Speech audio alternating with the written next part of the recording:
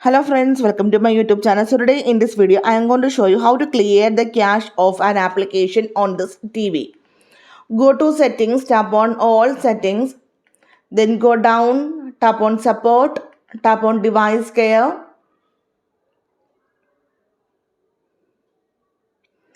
Yeah, so at the bottom you can see the option manage storage, tap on this one.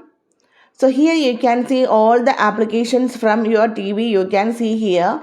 So from here you need to select the application that you want to clear the cache. So here I am going to select this one and tap on the option view details. Then here you can see the option clear cache. Tap on this one.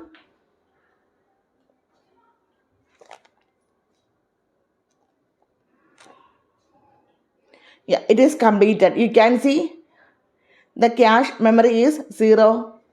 So simply in this way we can do the clear cache application on this TV. So hope you guys enjoy this video. Thank you for watching. Thank you. Bye bye.